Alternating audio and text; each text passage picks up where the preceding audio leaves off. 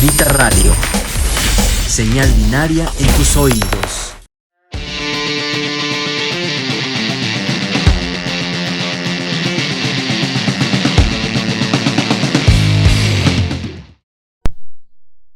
Muy buenas tardes, tengan todos ustedes bienvenidos a una sesión más remota de Estante Grita Radio. Mi nombre es Axel Barceló. El día de hoy tenemos una entrevista que va a ser en inglés, así que lo siento mucho para todos nuestros compañeros que no hablen este idioma, pero es porque tenemos invitados muy especiales. Realmente estoy muy contento de poder bienvenir a México, a Deadlift Echo. Welcome, how are you? We're great. We're very happy to be here. We've not even been here 24 hours, I don't think. We just flew in yesterday. We all made it. From New York City. From Brooklyn, right? See, yeah, Brooklyn, New York. Yeah, I really like Brooklyn. Brooklyn is very similar to Mexico City, actually. When I was there for like a couple of months, and I found something very similar. What neighborhood did you live in? I was 1 month in Williamsburg, and the other one in the one that is next to it, that is more orthodox. Oh, yeah, I think so. Yeah. I live in Bushwick, and I used to live in Williamsburg. He used to live in Williamsburg as well. We all did time there, and I still do. And our studio's in Bushwick. Yeah, we've recorded our records in Greenpoint and Bushwick, and yeah, so that's cool. What neighborhood in Mexico do you find it most equivalent to? Which one? Mostly Roma Condesa, of course. Yep. I see the. You've been there. See? Yeah. But also the part that is more close to Bushwick is similar to other parts closer to downtown, because you're going to play tonight in downtown. Have you been downtown already? No. Yeah, Centro, right? Yeah. No. 316. Yeah. Okay. How did this come out? How did you end up in Mexico City? How did a band from Brooklyn end up playing Mexico City? We toured in Latin America earlier this year. Mexico, but just in Campeche, Yucatan, Cancun, Merida. And then we also toured to El Salvador, Guatemala. But the people that were promoting us, going, why didn't you play Mexico City? You need to play Mexico City. So far away. So we were like, we'll just come back. We'll come back. And they said, what's the best time? They said July. You got to come in July. So we booked the show in July, and we're playing with our local really good friends, Sunset Images from here, and a band coming from Guadalajara, Los Visiones. So we couldn't be more happy with the venue or the lineup. So Campeche is closer to New York than Mexico City? Yeah. You wanted to go to the beach. Yeah. There was a Campeche music festival, Indie Fest Campeche, which was we built the kind of tour around the festival, like an anchor, and yeah, so it's great. Yeah. Well, welcome. Yeah, I mean, really keep looking forward, and it's also very cool that you're playing different parts of the city, because the city is so large. People from the south sometimes cannot go downtown. People from the north cannot go down. So today is downtown at the 3x6. Do you know anything about the venue? It's a really cool venue, by the way. From what we've been told. Yeah, we heard it's like a cool warehouse, but with like really good sound, and that's what. Like a cool underground spot. Yeah, actually, it's a really cool place. And then tomorrow you're coming down south again, very close from here.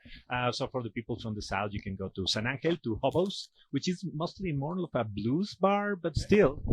Well, we're gonna play some blues. It's gonna be really loud blues. Yeah. So bring your earplugs in if you want to cry. Actually, I mean, one of the questions I also wanted to ask, and also like playing my age card as well, is how did you come to your sound, right? We are like in 2022. Your sound has a lot of echoes from like music. Oh, that's true. Yeah, of course. Actually, yeah, I'm not that smart, so it was definitely unintended. So yeah, how did you come to music? How did you end up with this sound? I mean, probably just an obsession with our youth and with English music, like we love British rock, 90s British rock, sort of based on what's better. Yeah, who doesn't, right? Okay, so that means that, I mean, I don't know, I don't want to ask how old are you, but you look to be more or less my age, something like that, right? So yeah, exactly. You met each other. How do you come together to decide to play this kind of music? I mean, ultimately, you're only the sum of your influences. So you try and build upon the things that inspire you. It doesn't have to be music. It can be cross medium. So I love a lot of bands. We all love a lot of bands, different bands, but we also like film. We also like design. We like literature. All these things help combine to express yourself. And working with all the different artists, I think everyone in Mexico is really only as strong as the parts. It's like, so that means the engineers we work with, the mixers, the graphic designers, the music video directors, they're all part of the team, and we all work together. And that's the fun part. So each one of you has like veto power, or is there more a hierarchical structure within the band? It's not really a hierarchy. I mean, it's just what we want to do, really. I think we're pretty laid back, and it's not like. How did you realize that you could work together? I mean, like, because not any three musicians can become a band. So how did you realize that, yeah, this clicked? I don't know. Just trial and error. I don't know. Just going on the road a lot. I think touring a lot. You're close. You don't. I don't know. It wasn't really a decision. And sit down and like this is gonna happen. It just happened. I don't know. Yeah.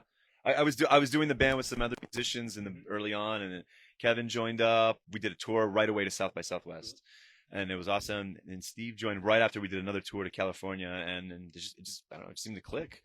We've done one record, 2 EPs, 3 EPs. We have another LP coming out next year, so we've managed to do a lot of stuff. Like it's been pretty creative, and even during the pandemic.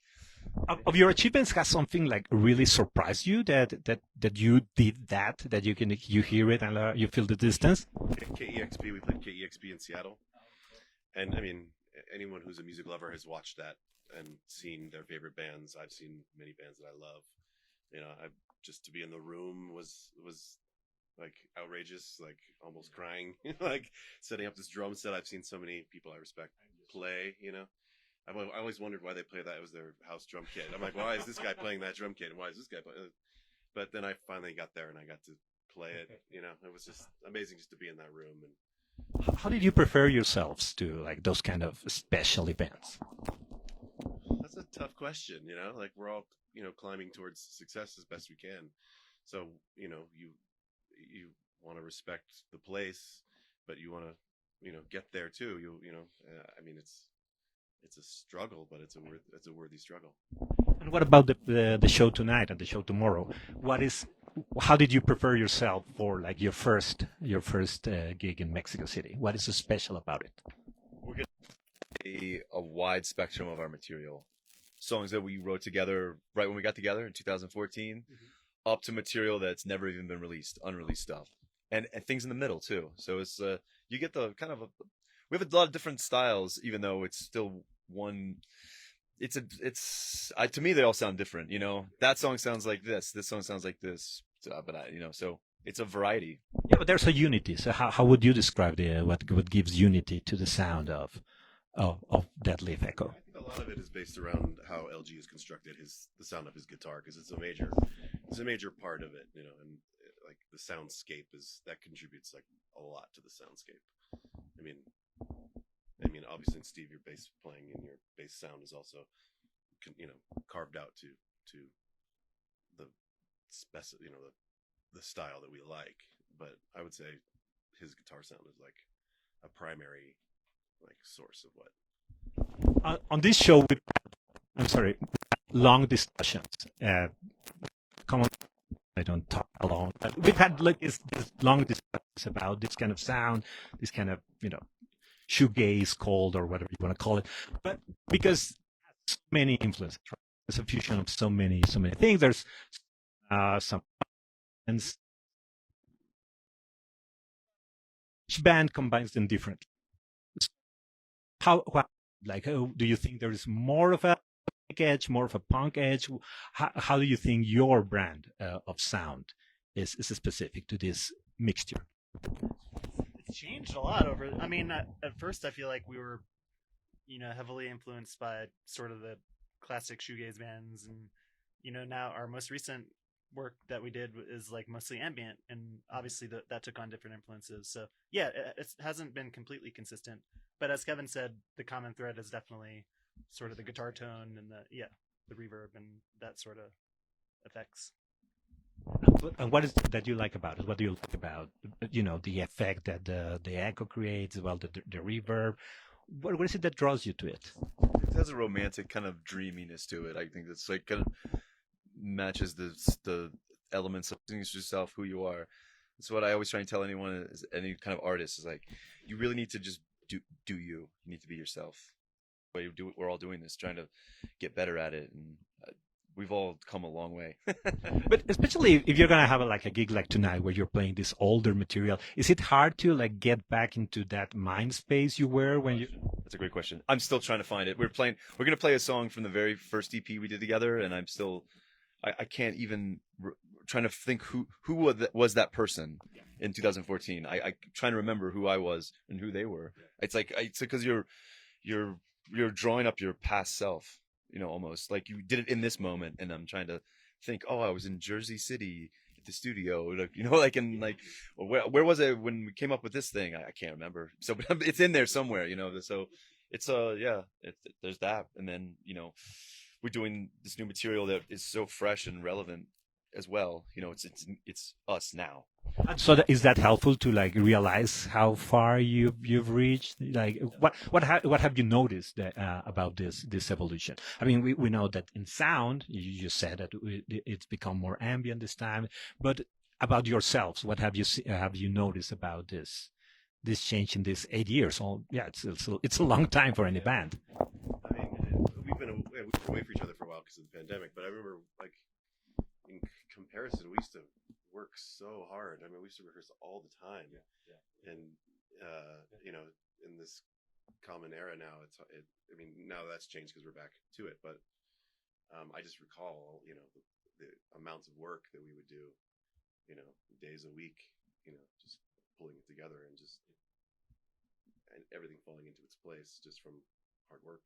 So how did you survive the pandemic? Were you each one practicing on your own, or you still meet rarely? How did that happen? We didn't meet at all. We couldn't. 6 months or something. At least 6 months. We didn't really see each other for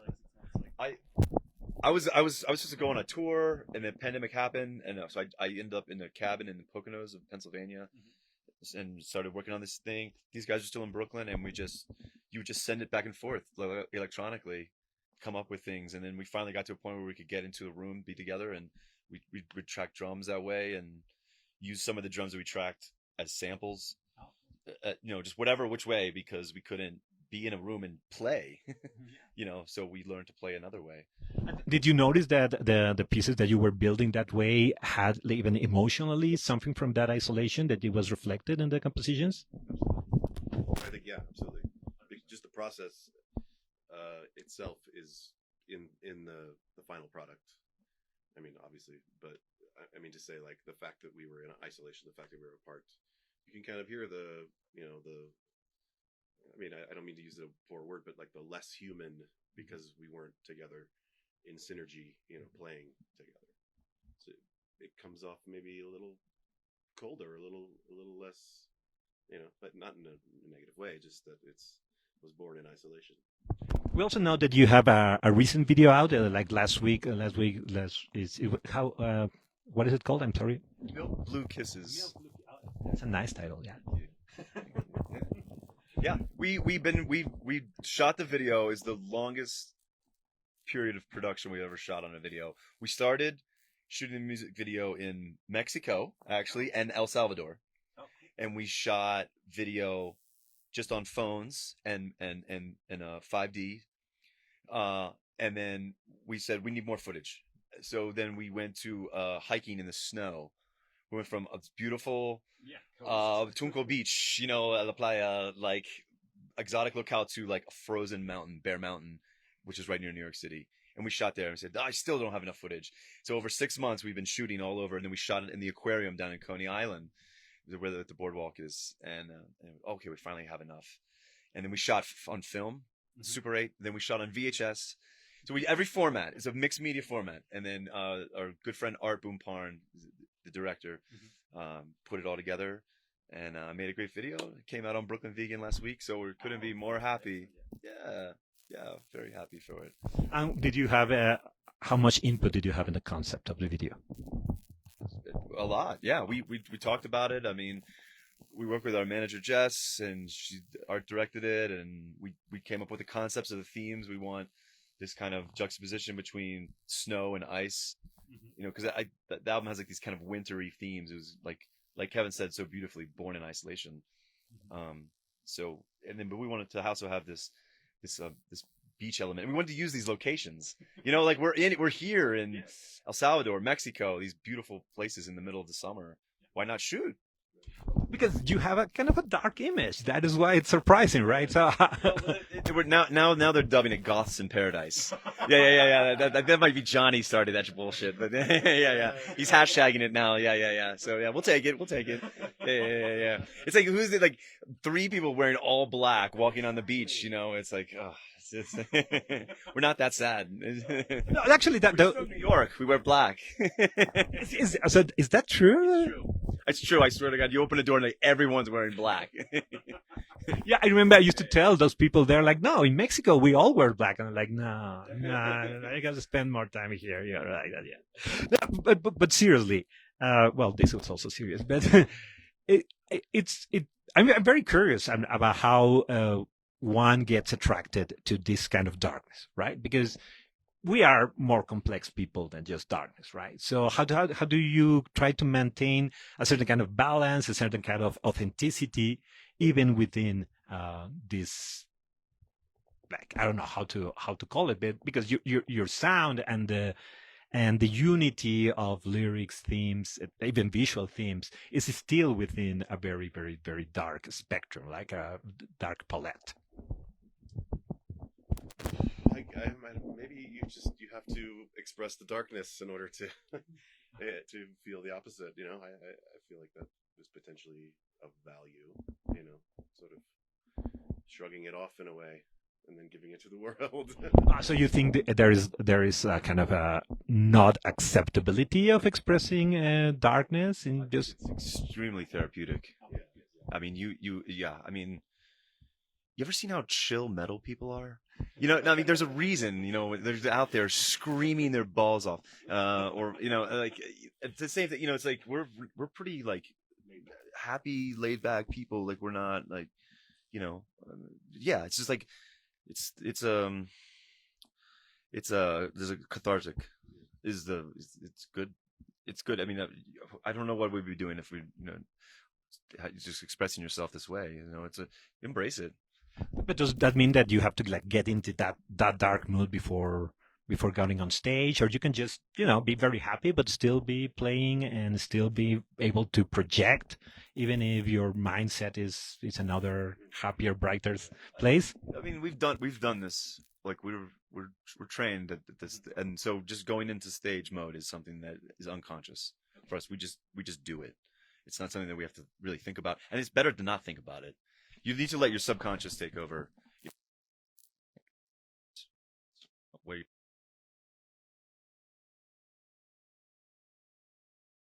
But then what about the end? How do you move back into, like, you know, just everyday life once you get off stage?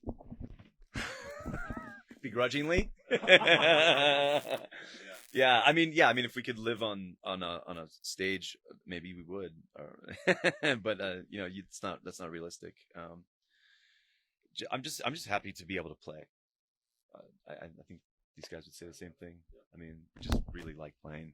Do you remember the moment where you realized that, yeah, this is something that was not just a hobby, that this is who you were, that, you know, the joy that you brought from playing was something that you just wanted to drive your life? I mean, the feeling of finishing a show, or the feeling of even finishing a rehearsal. I mean, I feel like I'm walking on clouds afterwards a lot of the time. I mean, it exercises my mind in ways that makes me just lifted and joyful, regardless of if it's darkness that's being expressed. And it's just like a constant pursuit. I don't think I've ever been happy. Like, these guys probably listen to me complain about every show that I've played. You know, I can honestly think of 2 shows that I was like, okay, I can walk away. It's over. He's still talking about that sound monitoring in Hamilton. It's Canada. Yeah, it was this incredible sound system. Like I was inside my drum set. Yeah. It was like ridiculous. Neil Young did sound. Yeah. It's Jay Massis. Oh, Jay Not really. Just look like it. Okay, and but what about you two? You remember how did it feel? Like that first time where you go like, yeah, this is it. Well, I guess when an audience member has responded, you know, and you feel like, wow, you moved somebody, that's a very powerful thing that you know, sometimes I can't tell whether I'm doing it for myself or for the audience. And certainly as I described with, you know, the feeling of playing is just unto itself an amazing thing to feel for yourself. But when someone tells you what you did, it's all very worthwhile. I'm about to cry. Yeah. I think when someone tells you that it helped them in some way, it can be very small or big. It doesn't matter the level of it. That's a really good feeling. I have a friend of mine is going through divorce right now, and he said, "Oh yeah, it's really bad." And he's like, "Yeah, I just put your album on the other day, man. It just made me feel better." I was like, best feeling you could hear. Yeah, I was like, "Oh, it's amazing." I'm just glad you get a little break from your pain. But what about like compliments? You remember what are like the largest, best compliment you received on your music? I remember an early show with another band, and just in terms of, like, just speaking in terms of the musical pursuit in general. I mean, just someone walking straight up to you after the show and being like, "That was amazing," and you're just like, "Okay, well, I didn't just do this for me, you know. There's a circuitry that goes there, and yeah, I mean, it was a long time ago." Do you remember any other like those kind of compliments? Man, I'm trying to think of something. Yeah, and specifically about Latin America, Yeah. being here, there's an authenticity and just like a real, just like meaningfulness behind the compliments, and I mean, people want to take they're good or bad. Okay, you mentioned New York more than.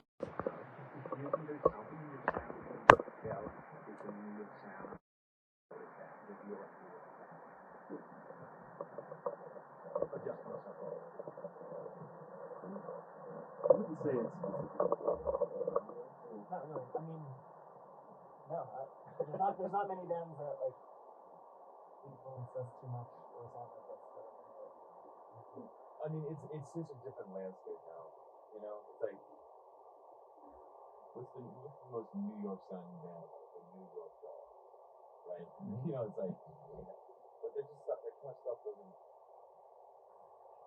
Nothing's localized anymore.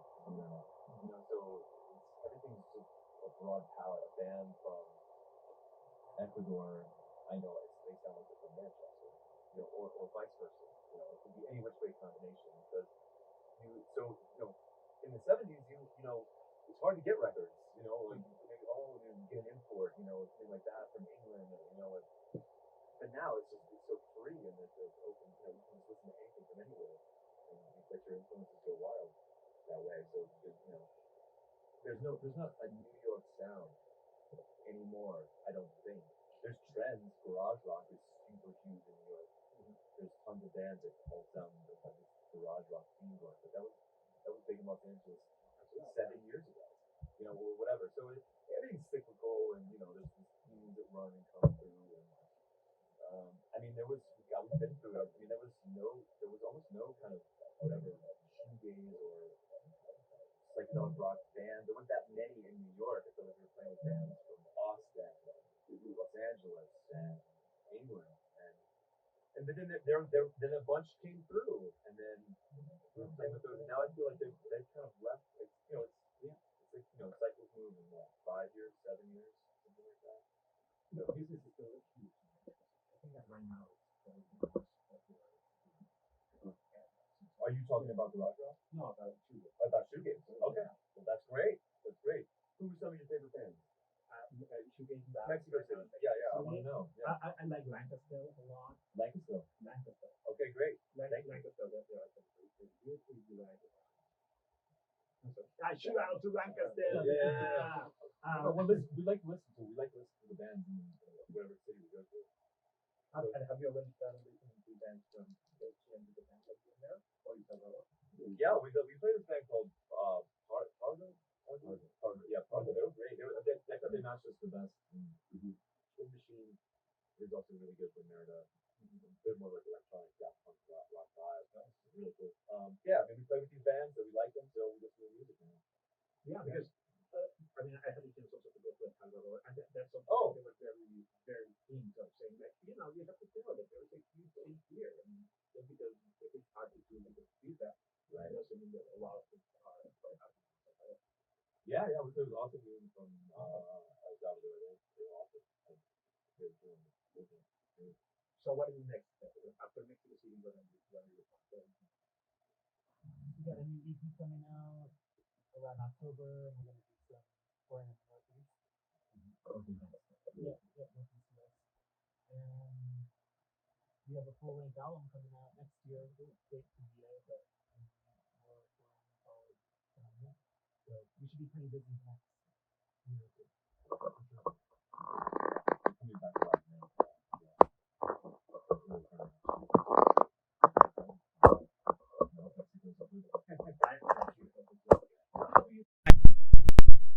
When an album, and especially today where digital downloads, it's hard to keep identity of EPs and albums. How do you make those decisions? Just happens. Well, I think we'll always try and make an album, at least 10 songs that have a theme for a vinyl.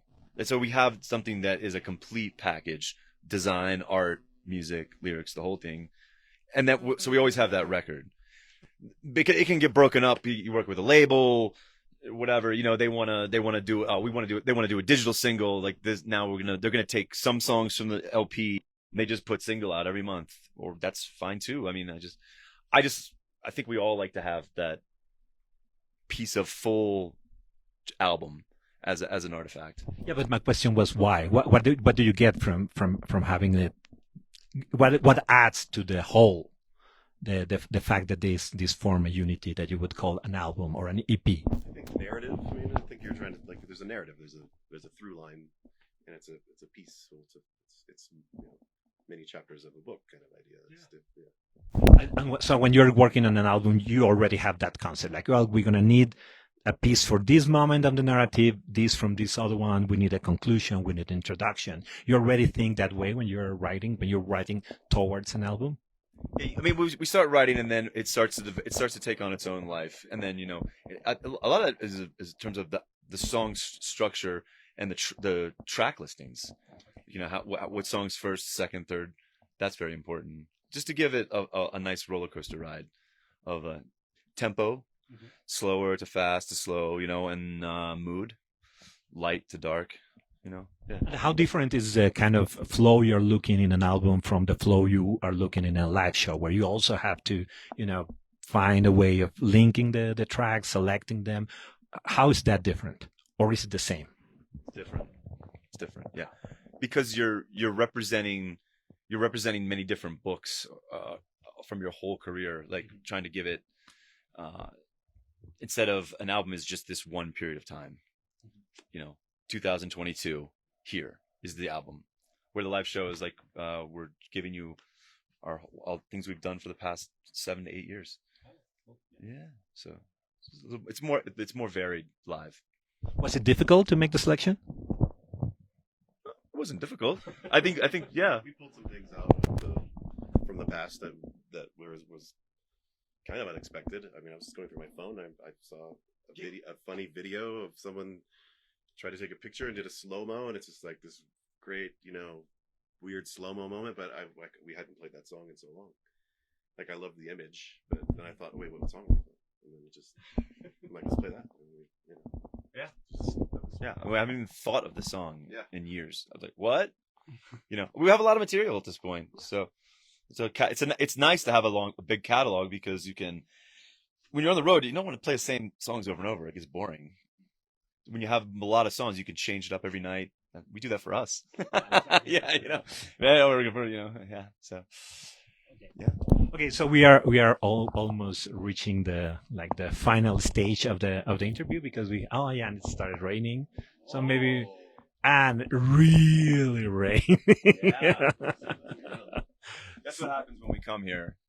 The sadness of the sky follows us everywhere, you know. Can we mic that? Can we get a sound of that? Come on, get it. It's hard because it only sounds like Yeah. a hum, but actually, yeah, it's raining. It's raining pretty heavy. For the people who don't know where we are, we are in the middle of Coyoacán, in the south part of Mexico City. So just so you know where it is raining right now. But you did you have a chance to see anything in Coyoacán so far? We just took a quick look. There's like Hershey Kisses spikes on them. What is the tree? No. I think it's a kind of ceiba. I'm pretty sure. Yeah, and those are really really cool. They're actually just across the street from the station. Yeah, those ones we still have some of those. Beautiful trees. Are you planning to see anything? And do you have like any places you don't want to miss from Mexico City, or you're only gonna have time to rehearse, play, and move? I know there's a lot of restaurants that people have.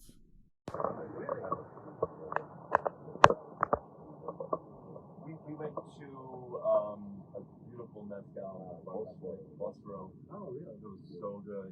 That was the best mezcal I've ever seen. I heard they have the best music.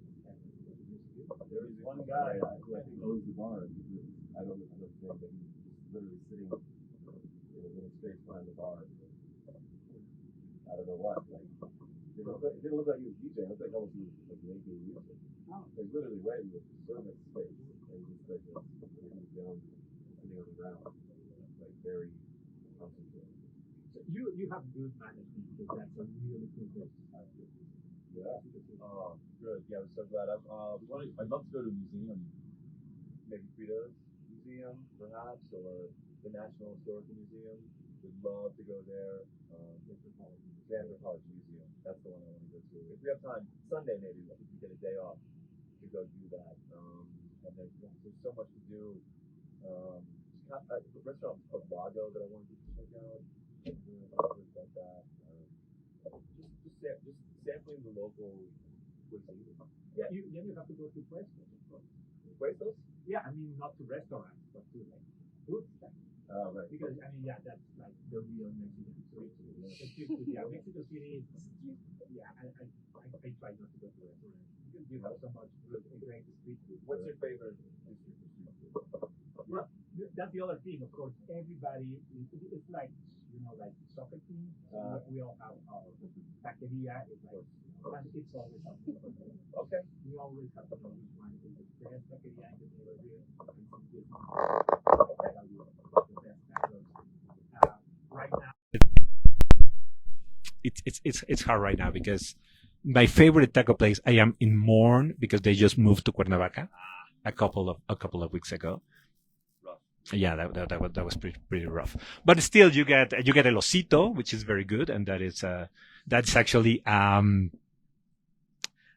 tire repair shop that at night they sell tacos. That's the way it has to be. Yeah, so yeah, those are the kind of places you have to go. What's the name? El Osito. El Osito is just about 5 blocks from here on Miguel Ángel de Quevedo. Okay, great. We're coming for your rubber and your tacos. Well, thank you so much for your time. Oh, you're coming all the way from Brooklyn, right? You just at what time did you get off the plane? Around noon. Yeah. So we came yesterday. We came right to the interviews, and then just the second we got a break, we hit Bosforo, and that was it. Sleep. Okay, so remember the schedule is tonight, 316, right? El 316 allá en el Centro Histórico y el día de mañana acá en San Ángel, en la Plaza de San Jacinto en Hobos. So probably I'll see you tomorrow at Hobos. Great. Yeah, because. Great. Yeah. Right. Okay, thank you. Gracias. Okay, and remember this was Deadlift Echo. My name is Axel Barceló. You're listening to Grita Radio.